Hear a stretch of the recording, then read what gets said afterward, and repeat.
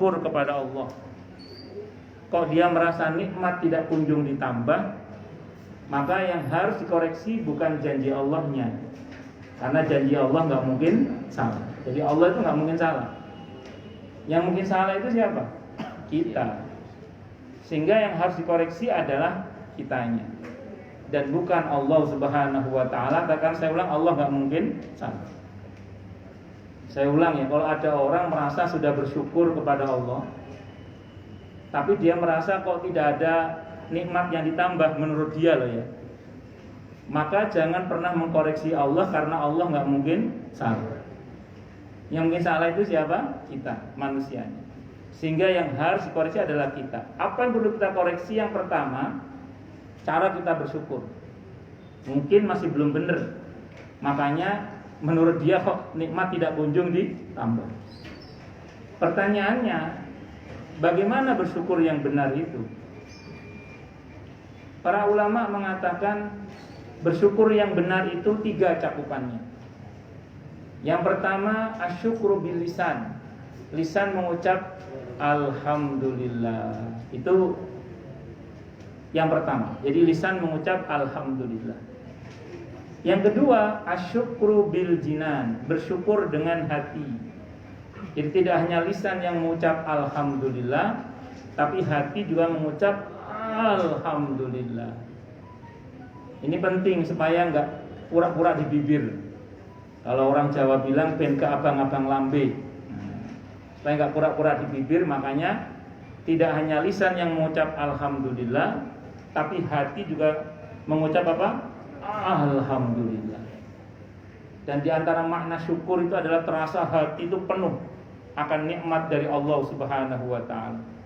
Makanya mungkin mulut cuma mengucap alhamdulillah, tapi hati itu rasanya alhamdulillah.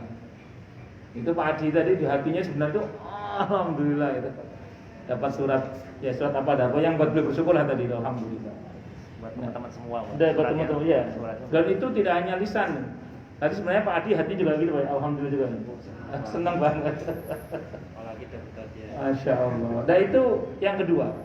Yang ketiga, asyukru bil arkan. Bersyukur dengan bahasa tindakan.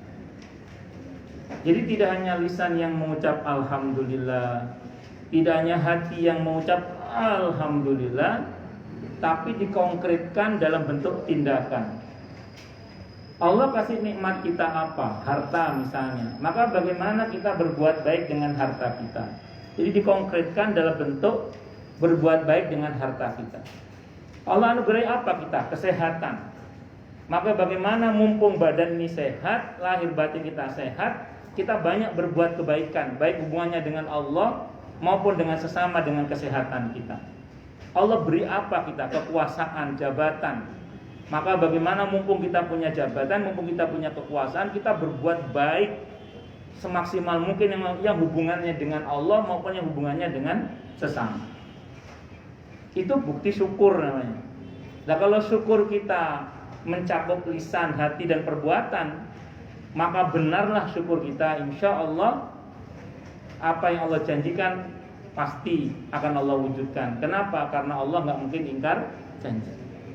Dan janji Allah nggak mungkin salah. Saya ulang, kalau ada yang salah mungkin kita. Satu ya.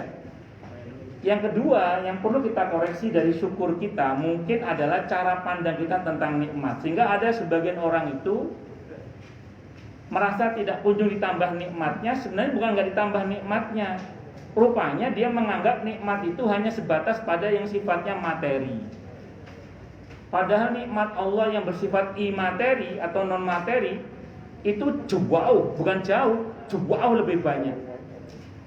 Jadi saya ulang ya, ada sebagian orang merasa sudah bersyukur kepada Allah, tapi dia merasa tidak kunjung ditambah nikmat oleh Allah untuknya, karena ternyata bukan nggak ditambah oleh Allah.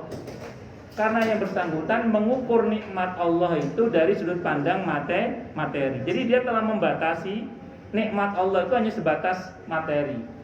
Sehingga ketika dia tidak ada penambahan materi, dia merasa tidak ada penambahan nikmat. Padahal nikmat Allah yang bersifat imateri atau non materi itu jauh lebih banyak. Bukan jauh lebih banyak lagi. Sambil contoh sederhana misalnya. makanan yang enak itu bisa dibeli, tapi enaknya makan itu tidak bisa dibeli. Makanan yang enak kan materi kan, tapi enaknya makan itu imateri itu. Jadi makanan yang enak itu bisa dibeli, enaknya makan itu tidak bisa dibeli. Ini nyata, ada orangnya, kan saya nggak sebut nama orangnya. Jadi ada orang ngomong, Ustadz dulu saya ketika masih miskin nggak kuat beli makanan yang enak. Sekarang setelah kaya, oleh dokter dilarang makan enak. Ada begitu itu. Jadi ketika dia miskin nggak kuat beli makanan yang enak, sekarang begitu kaya oleh dokter tidak boleh makan enak. Allah. Saya dulu ketika masih di Surabaya, ada pengusaha organda, saya nggak sebut nama merek organdanya di Surabaya. Itu ya pokoknya sogeh lah, kewaya orangnya itu. Tapi hari-hari itu makannya, saat itu yang saya tahu kentang sama air putih aja. Kewaya, tapi hari-hari makannya kentang sama air putih. Sementara pembantunya saat itu, saya masih mahasiswa saat itu gajinya 750.000. Saat itu udah banyak saat itu. Kalau sekarang gaji segitu banyak utangnya. Saat itu 750.000 saat itu, saya masih zaman kuliah. Itu gede itu saat itu. Nah, itu pembantunya soto, sate, siti itu dimakan semua. Wow. Bosnya makannya cuman kentang sama air putih, sementara anak buahnya makannya soto, sate, siti dimakan. Konon wakilah yang mengatakan istrinya namanya Siti, makanya Siti dimakan juga. Allah Akbar. Jadi singkat kata singkat cerita, makanan yang enak bisa dibeli, tapi enaknya makan tidak bisa dibeli. Tempat tidur yang enak bisa dibeli, tapi enaknya tidur nggak bisa dibeli. Tempat tidur yang enak itu bisa dibeli, tapi enaknya tidur nggak bisa dibeli. Saya pernah diundang oleh jamaah saya orang Klender. Saat saya datang ke rumah beliau, saat itu beliau sudah 7 hari nggak bisa tidur. Saat saya datang di rumah beliau itu, saat itu beliau sudah 7 hari nggak bisa tidur. Siang kerja, tidur juga nggak bisa, malam juga nggak bisa tidur. Itu rasanya salahnya kayak mau pecah itu.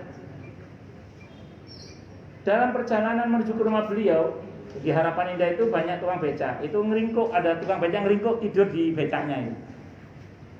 Terus lewat BKT saya, itu ada tukang ojek tidur di atas motornya Sumanta ini.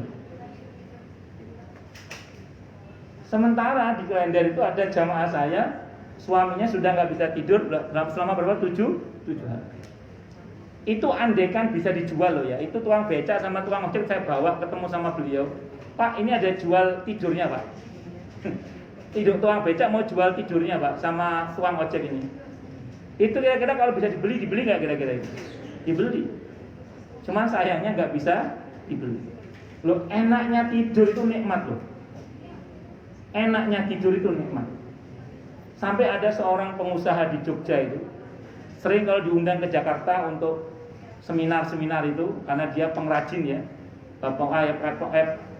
pemberdayaan ekonomi kerakyatan lah dari Jogja itu. Sering kalau diundang ke Jakarta oleh Kementerian Koperasi itu, beliau ditaruh di hotel yang kamarnya itu ada presidennya itu, apa presiden apa? Ya itulah itu. Ya saya pernah saya tidur di hotel yang kamarnya kayak gitu, pernah, cuman saya gagalnya satu. Berkali-kali tidur di hotel itu belum pernah berhasil mandi di bathtub sambil airnya berbusa itu Pak. Belum berhasil sampai sekarang. Lah saya haji kemarin hotel saya bintang 5 gitu. Ya pakai bathtub itu. Belum berhasil saya itu. Ngobok apa jenenge sih bathtub sampai berbusa itu kayak di film-film itu pengen enggak bisa. Tapi ya sudah lah, tidak apa-apa. Nah, beliau itu sering kalau diundang itu tidur di hotel yang Presiden Suite gitu kamarnya itu. Apa cerita beliau? Saya nggak bisa Ustadz tidur di hotel yang kasurnya empuk, itu nggak bisa. Jadi rupanya beliau bisanya hanya tidur di atas tikar. Jadi bisanya tidur hanya di atas tikar. Jadi kemana-mana bawa tikar Pak. Dan tikar itu pun tikar yang khas Muntilan Pak. Coba tikar mendong itu dari mendong itu. Jadi tikar yang khas muntilan. Jadi kalau saya kan ngelihat kasurnya hotel yang Presiden Suite kan yang mentul-mentul itu. Kalau ngelihat itu kan kita bawaannya pengen bikin anak saja kan. Ini malah dia nggak bisa tidur ya. Iya. Masih normal berarti Mas ya. Dan bener ini dia bisanya gelar tikar itu. Coba bayangkan, tempat tidur yang enak bisa dibeli, tapi enaknya tidur nggak bisa dibeli. Allahu Akbar. Bisa dimengerti ya insya Allah ya. Nah, sampai sini kemudian kita semoga paham ya. Semoga paham bahwa ternyata ada banyak nikmat itu yang bersifat imateri. Apalagi nikmat iman dan Islam. Nikmat iman dan Islam itu adalah nikmat yang luar biasa karena dengannya, dengan izin Allah kita bisa bersyukur, kita bisa bertawakal, kita bisa bersabar. Yang semua itu mendekatkan kita pada pertolongan Allah Subhanahu wa taala. Sambil contoh misalnya, ini contoh saja. Kan ini teori hidup di dunia ya, ini rumus dasar kehidupan di dunia. Berbanding lurus dengan harapan, itu kekecewaan, itu sunatullahnya dunia ya. Jadi berbanding lurus dengan harapan, itu kekecewaan, itu sunatullahnya kehidupan di dunia. Sambil contoh ya, sambil contoh. Ibu-ibu misalnya punya harapan suami yang baik. Sampai situ, begitu suaminya baik, ya sudah, senang sudah, alhamdulillah suami saya baik. Coba tambahkan harapannya, tidak hanya baik tapi juga romantis. Nah, yang love language-nya itu transfer gitu Pak. Bukan kirim bunga kayak karangan bunga. Jadi singkat cerita, Anda tambahkan harapan itu. Jadi tidak hanya suami yang baik, tapi tambahkan satu lagi harapannya, romantis. Begitu suami Anda sudah baik, tapi karena nggak romantis, akhirnya apa? Nggak bisa syukur, kecewa. Ya ternyata suami saya. Karena kita menambahkan harapan romantis tadi itu. Kayak anak gitu. Kita punya anak. Kita punya harapan anak saya jadi anak yang baik hubungannya dengan Allah, dengan sesamanya, supaya senang, alhamdulillah. Coba tambahkan harapan satu lagi, berprestasi. Begitu anak kita tidak sesuai dengan apa yang kita mimpikan, itu biasanya orang tua kecewa, padahal anaknya sudah baik. Itu sunatullah namanya. Loh, apa enggak boleh kita punya harapan? Oh, enggak apa-apa, tapi harus sadar bahwa kita harus siap kecewa ketika apa yang kita harapkan itu tidak terjadi. Dan Islam mengajarkan jangan sampai itu membuat kita tidak bersyukur kepada Allah karena kita lupa melihat dasarnya tadi. Maka saya ulang sekali lagi ya, fakta di lapangan dalam kehidupan sehari kita kadang kita berhadapan dengan tadi, ketika apa yang kita harapkan tidak sesuai dengan kenyataan. Nah, sebagian orang mungkin bahkan dikejutkan oleh hal-hal yang lebih mengejutkan lagi sehingga kemudian itu membuat dia sangat sedih. Karena kekecewaannya sangat. Karena biasanya begitu tingginya mimpi itu, begitu tidak sesuai dengan kenyataan, kadang kecewanya juga sangat. Nah, ini nikmat iman dan Islam itu. Ketika kemudian dia punya iman dan dia punya kelengkapan iman dan Islam, begitu dia kecewa, sedih, jebret gitu ya. Saya nggak tahu pernah nggak Anda ngalami dalam diri Anda dan diri kita tiba-tiba sabar itu ngomong. Kata sabar itu gini. Terus kamu mau apa? Apa kalau kamu tidak terima dengan keputusan Allah terkait dengan apa yang tidak sesuai dengan harapan kami, terus keadaan jadi berubah? Apa kalau kamu sakit terus kamu jadi sembuh? Apa kalau kamu kemudian miskin jadi kaya? Apa kalau kamu punya hutang terus lunas? Apa terus kalau anak kamu nakal terus jadi baik gara-gara kamu tidak rela dengan keputusan Allah? Kan tidak tahu. Kata sabar, mending kamu sabar. Mending kamu sabar. Kalau kamu sabar, kamu akan dekat dengan pertolongan Allah. Akhirnya kita akan lebih untuk bersabar. Terus kemudian lama-lama syukurnya juga ngomong. Kata syukurnya gini, kamu itu alhamdulillah punya masalah, tapi masih banyak orang yang peduli sama kamu, teman yang peduli sama kamu, orang tua yang peduli sama kamu, pasangan yang peduli sama kamu. Boleh kamu syukur gitu loh. Lagi pula kamu kan walaupun punya masalah ini kan masih bisa berbuat banyak di luar itu. Oh, alhamdulillah. Jadi lebih lapang lagi. Nanti tawakalnya juga ngomong, sudah nggak usah stres, nggak usah pusing. Emang yang ngatur hidup kamu apa? Yang ngatur hidup kamu itu bukan kamu. Yang ngatur hidup kamu itu Allah. Mikir boleh, stres jangan, serahkan semuanya kepada Allah. Nah, saya kalau ada masalah, saya pikir aja, namanya perintah mikir ada. Dalam Al-Quran itu perintah mikir itu ada. Bahkan jumlahnya kata para ulama hampir sama dengan perintah berzikir. Cuman ketika mikirnya udah mulai berlebihan, mulai mau stres gitu, itu saya marahi pikiran saya. Ngapain kamu stres? Yang ngatur hidup kamu bukan kamu kok.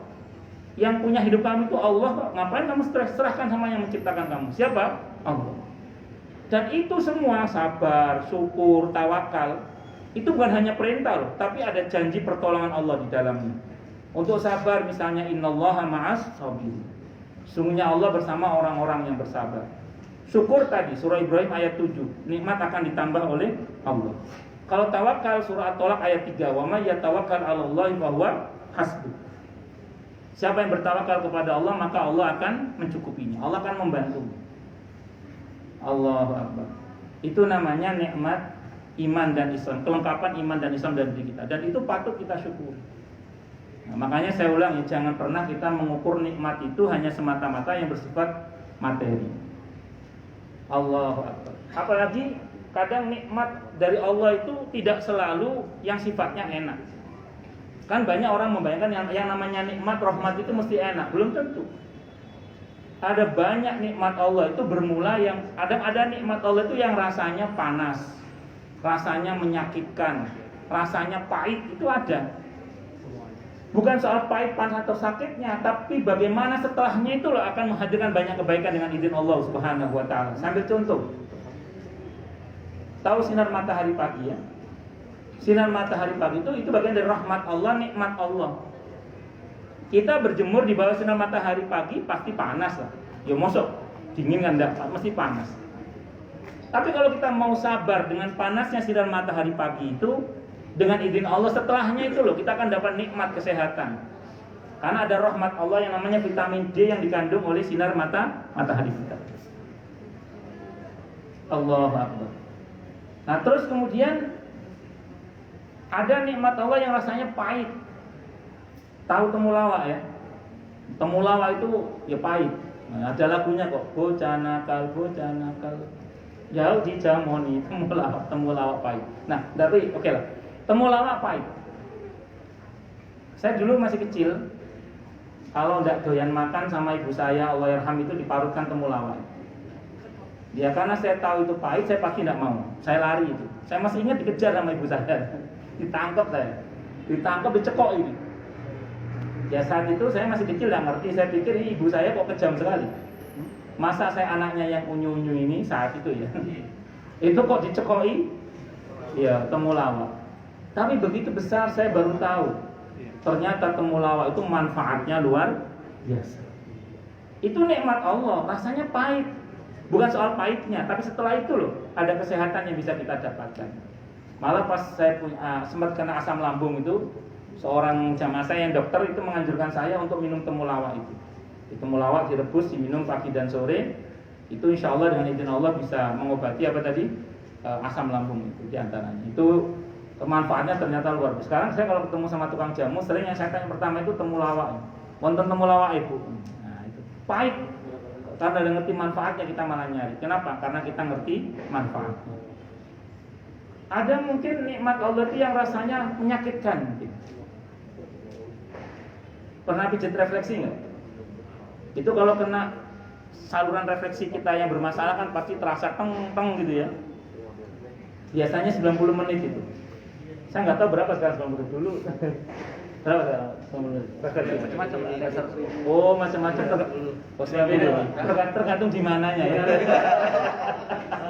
Betul, Bang. Enggak terus.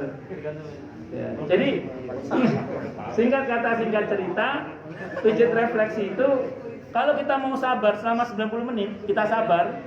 Memang sakit, tapi setelahnya itu loh. Insya Allah ya enak kan? Ya, lebih menyehatkan. Nah, dalam kehidupan sehari-hari kita, kadang kita dihadapkan pada kenyataan yang pahit, yang bikin kuping panas, hati panas mungkin. Kita berhadapan dengan sesuatu yang sangat menyakitkan mungkin dalam kehidupan kita. Tapi kalau kita fokus pada yang menyakitkan, yang pahit dan seterusnya saja, ya sudah kita tidak akan pernah mendapatkan kebaikan yang lebih. Tapi kalau kita berusaha mengambil pelajaran, menggali hikmah, dan berusaha untuk bersabar dan menghadapi semua hal itu, percayalah, di balik semua itu ternyata ada nikmat yang besar yang ingin Allah berikan kepada kita, yang mungkin sebagian kita tadinya menggerutu dengan itu, sekarang kita malah bersyukur kepada Allah Subhanahu wa Ta'ala. Sehingga saya kadang kalau ngobrol dengan beberapa teman itu, kalau ingat masa lalu yang pahit itu, beberapa masa lalu yang pahit, kita mesti mengatakan kalau ingat dulu keselnya bukan mainnya. Tapi kalau ternyata kita tahu bahwa di balik yang bikin kita kesel sekarang ada hal yang begitu indahnya, itu kita malah sekarang bersyukur kepada Allah Subhanahu wa Ta'ala. Betapa sebenarnya dengan semua itu ternyata kita bisa mendapatkan apa yang kita harapkan sekarang, bahkan di luar dugaan kita. Itu diantara hal yang patut kita perhatikan bersama berhubungan dengan nikmat dan rahmat dari Allah Subhanahu wa Ta'ala, yang tidak melulu rasanya itu enak. Di pada sebabnya kadang rasanya ya pahit, rasanya panas, rasanya ya kadang menyakitkan. Nah, ini diantara pesan-pesan syukur yang bisa saya sampaikan, Pak, diantaranya. Barangkali ada pertanyaan mungkin? Yang mau tanya, protes, marah, boleh silakan. Masalah itu masalah yang lain boleh. Buka sesi pertanyaan. Agak panjang ini, boleh diskusinya karena sampai menjelang maghrib ya, teman-teman. Silakan bertanya teman-teman. Ya mungkin kemarin masih menyimpan pertanyaan, kajian-kajian Ustaz Subhan sebelumnya, silakan. Masalah Ramadan atau masalah yang lain silakan. Yang belum punya jodoh didoakan semoga dapat jodohnya. Amin. Kok ubay malah amin. Lala. Oh, Lala. MC. Ada nanya nggak Lala? Ayo, dulu mau nanya. Silakan dulu. Munajatnya apa Ustaz kalau supaya cepat dapat jodoh Ustaz? Pengalaman ini bukan dalil ya, ini pengalaman aja. Pengalaman orang yang sudah itu kalau ini cepat dapat jodoh itu habis Isya banyak baca surah Toha. Baca surah Toha itu insya Allah mempercepat jodoh. Habis Isya, baca sekali aja, sekali, besok baca lagi sekali. Itu jadi ya sering lah, nggak harus tiap malam sih. Itu ruqyah supaya cepat dapat jodoh. Kalau ada yang ngunci biar cepat dapat jodoh itu ya insya Allah baca surah apa? Toha. Kalau jodohnya ingin sesuai dengan harapan, itu perbanyak baca surah An-Nur ayat 835. Surah An-Nur ayat 35 itu. Allahu nurus samawati wal ardh, masalun nuri kamiskatin fiha misbah, al misbah fi zujajah, dan seterusnya. Insya Allah nanti jodohnya sesuai dengan harapan. Ya, yang sudah terlanjur ya disabari ya, dan atau disyukuri.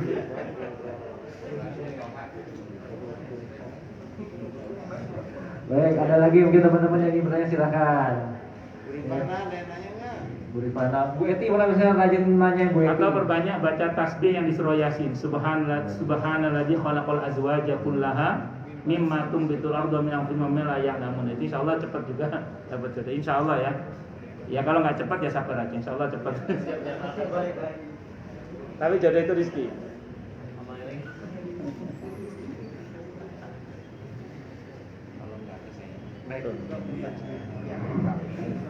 Oke, Pak.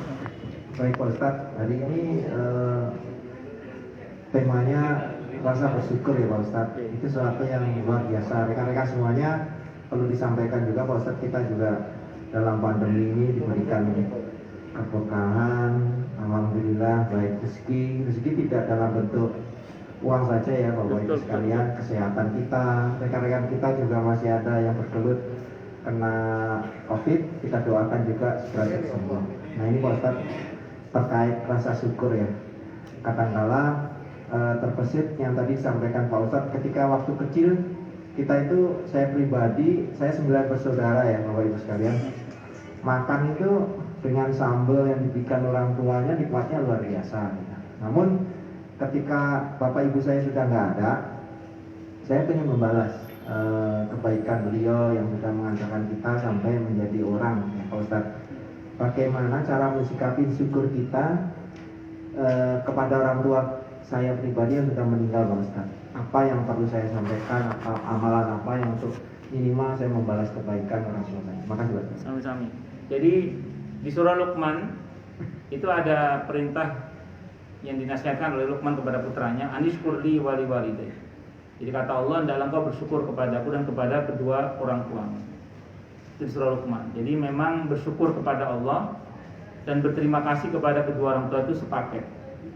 Dengan kata lain, syukur kita kepada Allah itu nggak akan diterima kalau kita tidak tahu terima kasih pada kedua orang tua. Itu kata lainnya seperti itu. Maka taat kepada Allah, berbakti kepada kedua orang tua itu sepaket.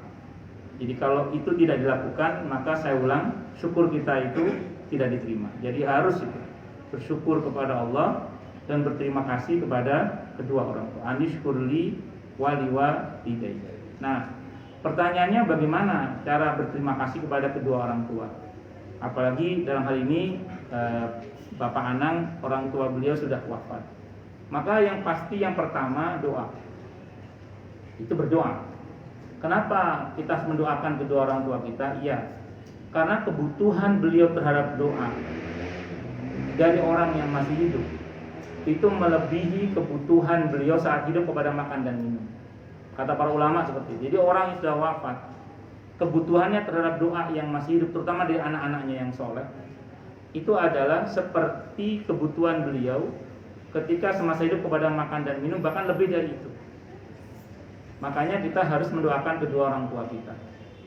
Dan itu perintah Allah dalam Al-Quran di surah Al-Isra ayat 24. Wa qur rabbirhamhuma kama rabbayani shaghira. Dan dalam hadis riwayat At-Tirmidzi, hadisnya hadis sahih, hadis qudsi, ketika ada seorang tua yang meninggal dunia, awalnya kuburnya sempit, lama-lama melapang sampai laksana istana. Dalam hadis itu nanti bisa dicek dalam kumpulan sahih hadis qudsi. Si mayit ini bertanya, ya Allah, kuburan saya kemarin sempit, sekarang kenapa seperti istana, seperti taman-taman surga? Kata Allah dalam hadis itu, kuburmu melapang dan indah laksana istana ini karena doa anak-anak kamu yang soleh. Nah, jadi itu sebagai bukti bakti kita kepada kedua orang tua. Pertama apa? Doakan mereka. Dan mendoakan orang tua ini bagian dari berbakti kepada kedua orang tua yang pahalanya sangat besar. Bukan besar, sangat besar. Karena sangat besar, maka keberkahan yang didatangkan oleh Allah juga sangat besar. Berarti pula, kalau kita tidak pernah, apalagi tidak mau mendoakan kedua orang tua kita, itu sama dengan kita telah durhaka kepada kedua orang tua kita. Kenapa? Karena itu hak orang tua kita. Dan durhaka kepada kedua orang tua itu dosa besar, bahkan besar banget. Bukan cuma besar, tapi besar banget.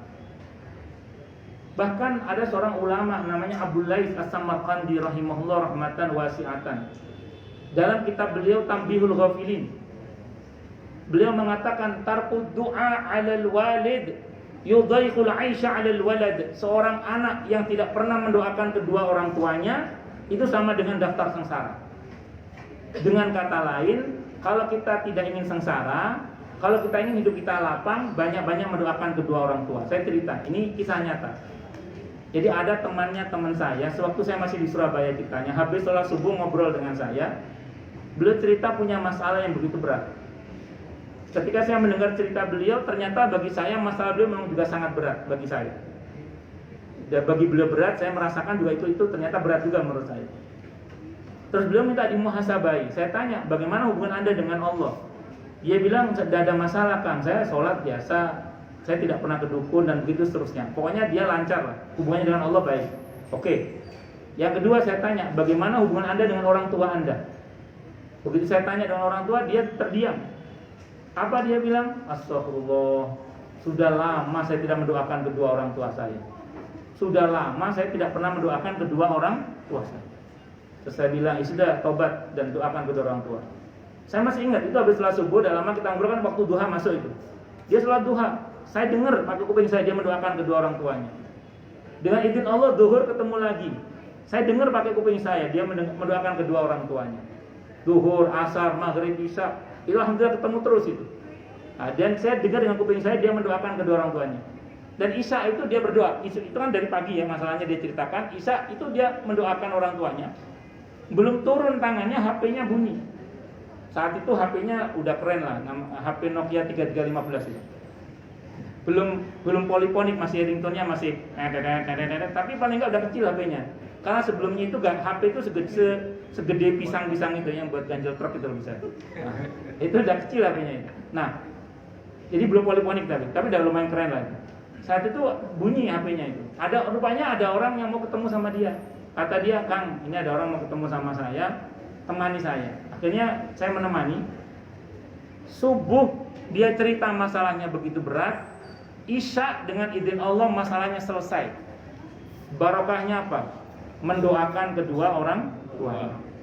Jadi bisa jadi sebagian masalah kita itu muncul karena mungkin ya kita kurang berbaktinya pada kedua orang tua kita, terutama doa diantaranya. Kalau sudah meninggal dunia terutama, itu seperti itu.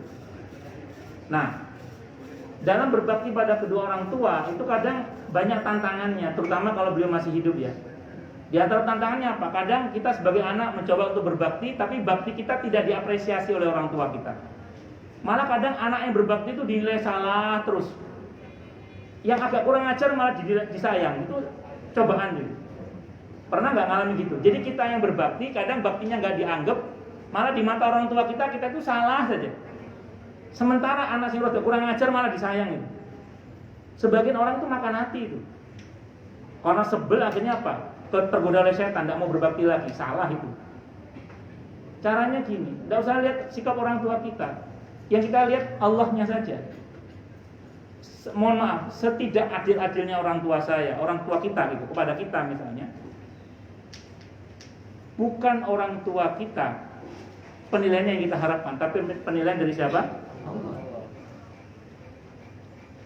Jadi itu, jadi sejahat-jahatnya orang tua kita tetap wajib menjadi anak yang baik bagi kedua orang tua kita. Makanya ini kita yang orang tua hati-hati loh ya. Tadi saya sebut surah Al-Isra ayat berapa? Ayat 24. Itu doa itu bahaya bagi orang tua itu. Wa qur rabbirhamhuma kama rabbayani shaghira. Wahai Tuhanku, sayangilah kedua orang tuaku seperti keduanya dulu mendidikku, memeliharaku sewaktu aku masih kecil. Bayangkan kalau orang tuanya dulu ketika anaknya masih kecil zalim banget. Anaknya diterlantarkan, disia-sia, dianiaya, direndahkan, dilecehkan, naudzubillah min dzalik. Begitu gede anaknya berdoa, "Ya Allah, sayangilah kedua orang tuaku seperti dia dulu memeliharaku sewaktu masih kecil." Apa gak ajar orang tuanya itu? Makanya saya sering bilang ke anak-anak yang Anda dulu punya masalah sama orang tua, yang dulu masa kecil Anda orang tua Anda termasuk zalim sama Anda, tolong jangan pakai doa itu, kasihan orang tua Anda, saya bilang. Terus gimana Ustaz? Ya gini aja doa, "Ya Allah, sayangilah kedua orang tuaku seperti Engkau menyayangi para kekasihmu." Oh, itu saya membayangkan ngeri banget loh kalau misalnya orang tuanya dikubur yang sudah meninggal dunia, tiba-tiba anaknya di dunia berdoa, "Rabbighfirli wa liwalidayya warhamhuma kama rabbayani shaghira." Ternyata dulu semasa kecilnya anak itu dizalimi oleh orang tuanya. Waduh, habis itu wassalam itu orang tua. Naudzubillah min dzalik. Makanya kita orang tua ini hati-hati. Kita yang punya anak masih kecil terutama, sayangi mereka dengan baik dan benar agar nanti ketika mereka berdoa kepada Allah agar orang tuanya disayangi sebagaimana dia sewaktu masih kecil, agar kita juga disayangi oleh Allah Subhanahu wa taala. Yang kedua, bersedekah atas nama orang tua kita. Jadi, kalau orang tua kita sudah meninggal dunia, akan sangat baik sekali kalau kita bersedekah atas nama kedua orang tua kita. Dan yang tidak kalah pentingnya lagi adalah menyambung hubungan baik dengan orang-orang yang dekat dengan orang tua kita. Jadi kalau ada orang tua kita punya teman, punya saudara, sebagaimana dulu orang tua kita dekat dengan mereka, kita dekat dengan mereka juga. Menyambung silaturahim dengan orang-orang yang dekat dengan orang tua kita. Itu diantara cara berbakti kepada kedua orang tua, terutama yang sudah meninggal dunia. Kalau masih hidup, kalau beliau miskin, jangan lupa kita sebagai anak wajib menafkahinya. Kalau orang tua kita miskin sementara kita mampu, kita sebagai anak wajib menafkahi orang tua kita. Kalau orang tua kita ternyata kaya atau lebih kaya dari kita, bagaimana? Ya, kita tidak ada kewajiban memberikan nafkah, tapi sepatutnya kita memberikan hadiah. Maksudnya kalau main ke rumah orang tua ya bawa tentengan lah. Kalau kita keluar dari mana ya bawa tentengan, kesukaan orang tua itu apa. Saya kira itu ya, wallahu a'lam bishawab.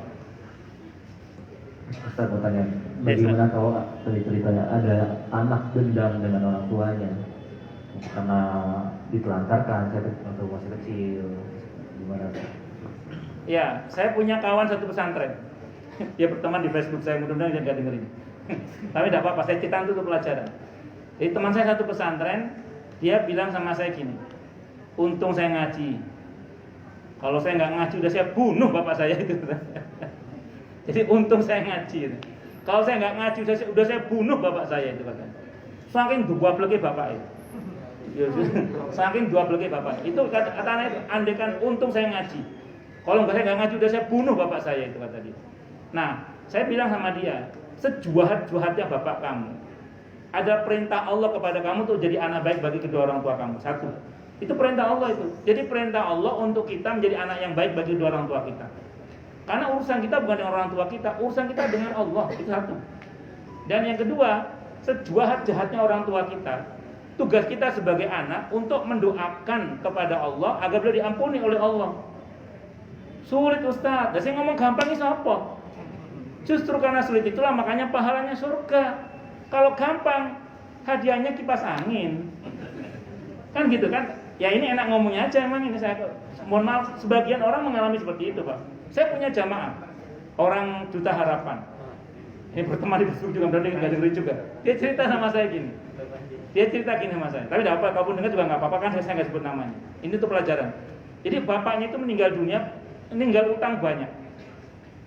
Dia bilang gini, Ustadz, kalau orang tua kami punya hutang banyak karena untuk mensejahterakan kami, oke, tidak apa-apa, kita bayar Ustadz. Tapi orang tua kami itu punya utang banyak, itu untuk menyakiti hati ibu kami, untuk mentelantarkan kami anak-anaknya. Dia asik dengan kesenangannya itu, dan utangnya banyak itu untuk membiayai penyakiti hati ibu kami dan kami itu Ustadz. Sekarang punya utang banyak kita suruh bayar, kok mah teman Ustadz, piye Ustadz? Dia bilang gitu. Saya bilang gini, ya sudah gini aja lah. Yang lalu biarlah berlalu. Nyatanya perintah Allah agar Anda berbakti sama orang tua Anda. Sekarang gini, Anda sanggup nggak bayar itu? Gede banget ya Ustaz. Ya gini aja, nanti kan anaknya tidak satu banyak. Bagaimana kita berusaha saja untuk berbakti sama orang tua. Kuat-kuat hati inilah. Nah, bahwa kemudian kok ya itu terlalu besar dan tidak bisa dilakukan oleh anak-anaknya karena terlalu besar utangnya. Paling enggak ya la yukallifullahu nafsan illa wus'aha. Tapi paling enggak sebagai anak dia berusaha untuk berbakti. Memang saya ulas kalau kita ngelihat sikap orang tua seperti itu kadang nggak kuat lah kita berbakti itu. Terus aku nggak berbakti sama mama lagi lah, mama ngono yang aku. Tapi kalau kita melihat Allahnya, oh iya, saya kan bukan berharap balasan dari orang tua. Saya berharap balasan dari Allah. Bakti ya lah, bapak anak bakti. Saya kira itu. Jadi sering-sering menatap Allahnya saja, Pak. Tidak usah melihat perilaku orang tuanya. Saya kira itu ya. Allah a'lam bishawab. Baik, silakan. Ya. Masih ada lagi yang mau bertanya sebentar? Ada. Itu ya. Bener ya? Enggak. Iya. Baik.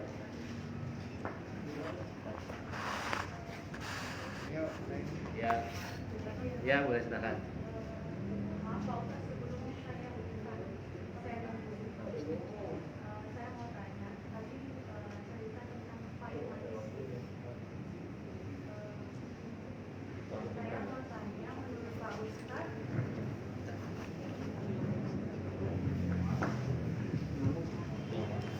Menurut Pak Ustaz, apakah semua hal buruk yang terjadi sama manusia itu udah Tuhan atur?